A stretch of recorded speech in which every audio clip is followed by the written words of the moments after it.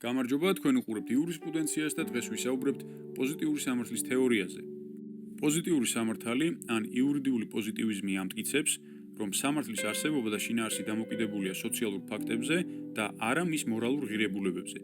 ასეთი განსაზღვრებით, კანონი არის ის, რაც ადამიანის ავტორიტეტმა დააწესა, მაგალითად როგორიცაა საკანონმდებლო ორგანო, სუვერენი ან სასამართლო გადაწყვეტილება.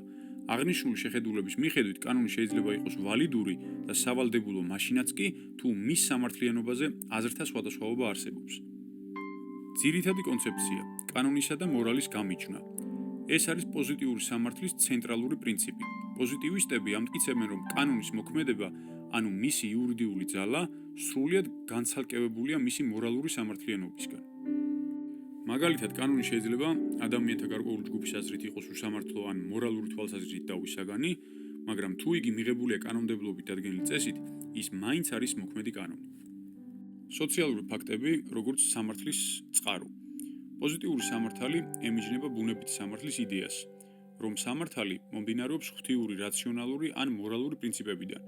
იგი ამტკიცებს, რომ კანონი არის ადამიანის მიერ შექმნილი და მისი წყარო უნდა ვეძებოთ საზოგადოებრივ პრაქტიკაში, ჩვეულებებში, საკანონმდებლო აქტებში და სასამართლო გადაწყვეტილებებში.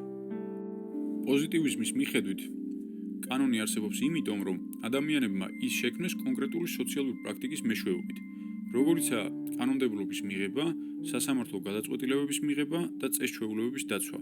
კანონის წყარო ამ სოციალურ ფაქტებშია და არა რაიმე უფრო მაღალ აბსტრაქტულ მორალურ კოდექსში. განვიხილოთ აღნიშნული თეორიის წარმომადგენლები. ადრეული პოზიტივიზმი.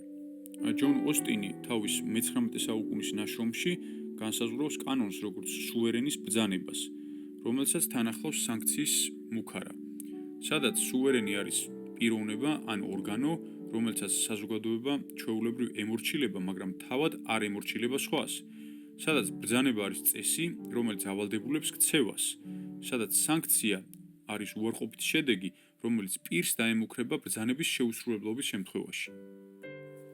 მე-20 საუკუნის ჰანს კელსენის სუფთა სამართლის თეორია ცდილობდა სამართლის კონცეფციის გაწმენდას ყველა არასამართლებრივი ელემენტისგან, როგორიცაა მორალი, სოციოლოგია და პოლიტიკა. მან შემოგთავაზა ნორმების იერარქიული სისტემა, სადაც თითოეული ნორმის ვალიდურობა გამომდინარეობს უფრო მაღალი დონის ნორმიდან, რომელიც კულმინაციას აღწევს ძირითად ნორმაში, ანუ ეგრეთ წოდებულ გრუნდ ნორმში, რომელიც იურიდიული ავტორიტეტის საბოლოო წყაროა. თანამედროვე პოზიტივიზმი. ჰარტმა თავის მე-20 საუკუნის წიგნში სამართლის კონცეფცია გააკრიტიკა ოსტინის თეორია როგორც ზედმეტად მარტივი და განავითარა უფრო დახვეწილი თეორია, რომელიც განასხვავებს ორგვარ წესს. ესენია პირველადი წესები, იგივე ქცევის წესები, მაგალითად არ მოკლა, გადაიხადე, გადასახადი და მეორადი წესები, რომლებიც მოიცავენ აღიარების წესს, ცვლილებების წესს და განსჯის წესს.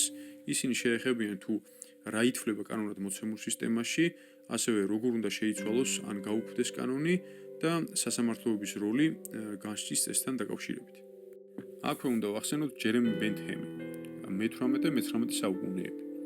ინგლისელი ფილოსოფოსი და იურისტი, რომელიც თანამედროვე სამართლებრივი პოზიტივიზმის დამფუძნებელ მნიშვნელოვან ფიგურად ითვლება. იგი ამტკიცებდა, რომ სამართლის შესწავლა უნდა დაიყოს ორ განსხვავებულ სფეროდ: განმარტებითი იურისპრუდენცია, რა არის კანონი და ცენზურული იურისპრუდენცია, რა უნდა იყოს კანონი. იგი იყო ბუნებითი სამართლის თეორიების კრიტიკოსი. პოზიტიური სამართლის იდეები, რომ კანონი არის ადამიანური ნება, ჯერ კიდევ ანტიკურ ხანაში ჩნდებოდა, მაგრამ როგორც ცალკეული გავლენიანი დოქტრინა, ის განმტკიცდა განმანათებლობის ეპოქაში და თანამედროვე ეროვნული სახელმწიფოების ჩამოყალიბების პარალელურად. მე-17-18 საუკუნეებში ბუნებითი სამართლის კრიტიკის ფონზე მოაზროვნეები, როგორიცაა თომას ჰობსი, აქცენტს აკეთებდნენ სუვერენული ძალაუფლების მიერ დადგენილ წესებზე. მე-19 საუკუნეში ჯონ ოსტინი და ჯერემი ბენთჰემი აყალიბებენ ინგლისურ იურიდიულ პოზიტივიზმს. ბენთჰემი მოითხოვდა, რომ სამართლის შესწავლა მკაცრად განცალკევებული ყოფილიყო მორალისაგან. მე-20 საუკუნეში ჰანს კელსენის და ჰარტის ნაშრომებმა პოზიტიური სამართალი იურიდიული ფილოსოფიის წამყვან თეორიად აქცია. პოზიტიური სამართალი დღესაც რჩება სამართლის თეორიის ყველაზე გავლენიან მიმართულებად, თუმცა მას ხშირად აკრიტიკებენ იმის გამო, რომ ის არ აძლევს იურისტებს საკმარის საშუალებას შეაფასონ კანონების მორალური ღირებულება. თუ ოდესმე დაფიქრებულ ხართ, რა განსხვავებაა ბუნებით და პოზიტიურ სამართალს შორის, ახლა შეძლებთ ამგვარ გამიჯვნას. ბუნებით სამართალი ეფუძნება მორალურ პრინციპებს, რომლებიც თან ახლავს ადამიანის ბუნებას, მაგალითად სიცოცხლის უფლება და თავისუფლება ბუნებითი სამართალია. პოზიტიური სამართალი კი შექმნილია ადამიანების მიერ კანონმდებლობისა და სოციალური კონვენციების მეშვეობით. მაგალითად, საგზაო მოძრაობის წესები და გადასახადების კანონები დადებითი კანონებია. რატომ არის ეს მნიშვნელოვანი? ბუნებრივ და პოზიტიურ სამართალს შორის განსხვავების გაგება გვეხმარება დავაფასოთ კანონის როლი საზოგადოებაში. ავიღოთ მონობის მაგალითი. წარსულში მონობა ლეგალური იყო პოზიტიური სამართლის მიხედვით, მაგრამ ის მორალურად არასწორი იყო ბუნებითი სამართლის მიხედვით. დასკვნის სახით, ბუნებითი და პოზიტიური სამართალი ორი განსხვავებული კონცეფციაა, რომელიც გვეხმარება, რომ გავიგოთ კანონის როლი საზოგადოებაში.